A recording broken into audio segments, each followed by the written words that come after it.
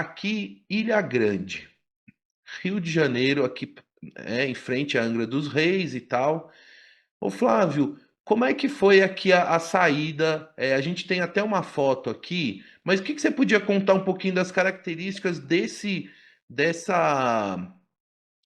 da dificuldade que é nadar o entorno de uma ilha, porque tem a variação de correnteza, de maré, enfim, de vento, né? Que são. O que que você podia contar um pouquinho? Eu não, se você conseguir localizar aí a praia de Palmas, né, foi onde foi a largada e a chegada. Ok, Palmas. Acho que é a esquerda, é a direita aqui, eu acho, ó. Essa, Palmas, ensaiada de Palmas. Enseada isso, de é isso aí. Palmas. Aí a Ok. largada e a chegada, né, e aí a gente sai no sentido horário. E assim, né, tem duas natações bem distintas, né? Então a gente começa pelo mar aberto, que é mais ondulado, tem mais o efeito do mar aberto, né? Toda essa reta toda. E bom, e a gente não vai costeando toda a curvatura da ilha, né? A gente vai fazendo linhas retas aí, o barco vai guiando. É, então a gente acaba facilitando nada, até por isso que mede 76 quilômetros e não você fazendo o perímetro, que dá muito mais. Ok. E, inclusive, deixar registrado aí também o Ricardo Enel, o capitão de navegação, aí, que me ajudou muito na leitura das correntes. E, inclusive da Espanha, ele estava de lá e ficou monitorando as correntes e o vento e mandando instruções para o Samir para nadar mais aberto, mais fechado e tal. Meu Ah, obrigado aí ao Paulo Ricardo, que me ajudou muito nessa leitura do mar. E, na verdade, né, Paulão, cara, eu seguia o barco da Bisa, né? Seguia o barco e ia embora. E também o pessoal ficava acompanhando lá se a maré estava contra, a favor, se o vento estava contra, a favor. Eu extrapolava, Paulão, eu não via média, não via nada, assim.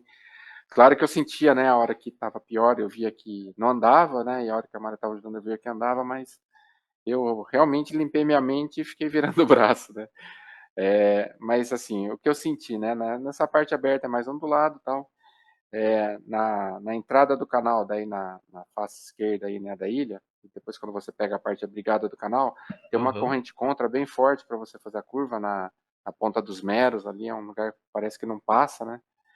Mas Ah. acaba passando, né? Mas o nado fica bem lento. E depois quando você vai para dentro do canal, uma parte mais abrigada, foi onde entrou a noite para mim, né? Então foi escurecendo assim e como não tem muita área urbana aí, então, cara, de madrugada realmente vira um breu, né? Uau. E essa foi a parte difícil, né? Porque tava muito escuro e aí a temperatura externa tava muito fria, a água não tava fria, mas acho que eu sentia muito frio no braço, porque o braço passava por fora e pegava vento e tal. E foi a parte que eu sofri bastante. Eu tive bastante ânsia, eu cheguei a vomitar e aí o Samir e o Nick mudaram a hidratação, mudaram a alimentação, mas foi onde eu pedi para subir no barco 3 vezes, cara. E subir no barco é desistência, né? Aliás, é uma experiência assim que acho que só realmente quem vive vai entender o que que é, né? Porque eu não precisava pedir, né, para subir no barco. Era eu colocar a mão no barco ou apoiar em alguma coisa, estava desistindo. E eu Perfeito. parava, boiava, ficava longe do barco e falava pro Samir que eu queria parar, né? E ele, com toda a lábia dele, ele ia falando assim: não, nada mais 15 minutos, não, nada mais meia hora, nada até amanhecer. Não, nada 24 horas, porque tem o clube das 24 horas, né? Não, nada 59 quilômetros, que é a sua idade. Cara, ele me enrolou 2, 3 horas, assim, Paulão, até amanhecer. Foi bem legal. Experiência bem legal. Ô Flávio, esse nado que você praticou e pratica em água aberta, em águas abertas, é um nado com uma técnica mas que não exige tanto a velocidade. Como é que é? O que que você busca no nado nessas travessias assim? Tem alguma, quer dizer, porque se você sair nadando muito rápido, aí também, quer dizer, é uma distância muito longa. Tem que ser constante. O que que você busca assim? Qual que é, assim o nado ideal para você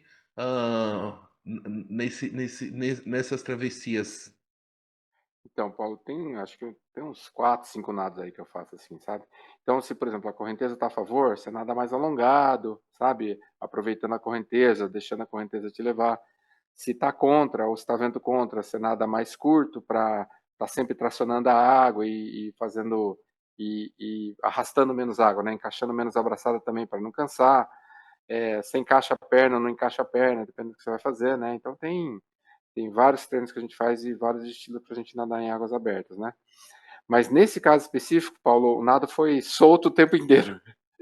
Foi Entendi. bem tranquilo o tempo inteiro, porque não tem como, né, você ficar 31 horas aí e achar que em algum momento do nada você ainda vai performar alguma coisa, né?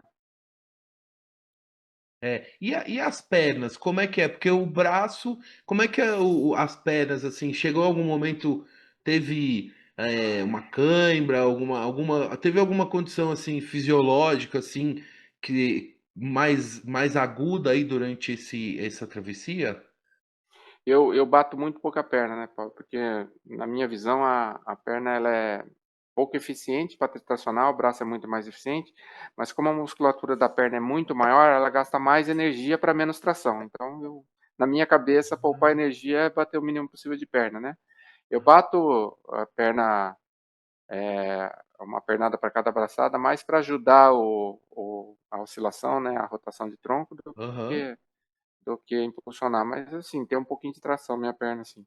Mas é mais economia do que tração, né? É, eu não tive problema nenhum de câmera nas pernas, eu só não conseguia ficar de pé, né? Porque não tinha muita circulação de sangue na perna e também de labirinto de você ficar na horizontal há muito tempo, né? É, mas eu tive esse episódio de madrugada que eu falei para você que eu cheguei até a vomitar de madrugada por causa da hidratação, da suplementação. E no finalzinho eu tava com o ombro esquerdo e o punho esquerdo dolorido, então eu tava puxando mais água com o braço direito. E aí, na hora que eu vi a chegada, faltavam menos de meia hora assim, começou a me dar cãibra no oblíquo aqui na, no abdômen, né? Ó. E aí eu não conseguia puxar o braço direito também. Daí o que eu comecei a fazer é virar os braços sem fazer força e comecei a encaixar a perna. Então foi a única parte do percurso aí que eu bati perna foi o finalzinho para poder andar, né? Que- é- Tanto que e- quando eu, Pode falar, tanto que quando eu desculpa. volto, tanto que quando eu volto da praia, né, da chegada para entrar no barco de volta, eu voltei de peito porque eu não conseguia nadar outro estilo, né? Porque eu tava soltando não, é porque a braçada do crawl não encaixava mais pelas dores que estavam. Nossa, são muitas horas, é. E também uma dúvida, é permitido então todos os estilos de nado nessa travessia, quer dizer, não é obrigatoriamente só pode ser o crawl, quer dizer, você tem que Não, é nadar. livre. Você pode, É. se quiser de costas, o que for, você tem que Uhum. completar o percurso. Aqui a gente está vendo algumas imagens aqui também enviadas pelo Nick. Então a gente viu o Samir aqui, né? O Samir, o seu Ah, técnico, certo? isso é interessante, né? Porque para cada distância, igual no Canal da Mancha, né? Não sei se são 2 ou 3 paces que pode ter no Canal da Mancha. O pace é um cara para nadar junto com você, para te dar ritmo, te dar ânimo, né? E os paces são de 1 hora. E aí, se tiver um pace de 1 hora, tem que estar 1 hora sozinho de novo, entendeu? E no meu Tá. caso, como era 76 quilômetros, tinha 5 paces. E o Ah, Samir e o Nick podiam nadar comigo, né? E foi engraçado, né? Porque o Samir, a gente programou para o Samir entrar de noite, né? Porque a gente achou que ia ser a pior parte, né? E foi muito ruim para ele e para mim. O Samir tinha que nadar devagar, estava frio para ele e para mim ficar procurando o Samir no escuro, com o mar balançando também foi horrível, né? Aí ele falou assim, Toy, tá muito ruim para mim. Eu falei, Samir, também para mim tá mais atrapalhando porque eu não tô te vendo também. Cara, pode deixar. A gente fez um pace só de madrugada.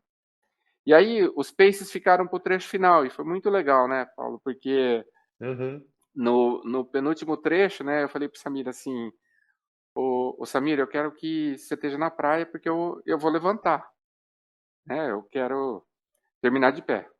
E aí ele falou assim, tá bom, eu faço o último pace com você e tô ali do seu lado, mas eu não posso tocar em você até você tirar o tornozelo da água. Perfeito. E aí isso é legal ali, né? Aquele meu esforço para levantar e o Samir tá lá, foi o combinado que a gente fez no penúltimo pace, 3 horas antes da chegada.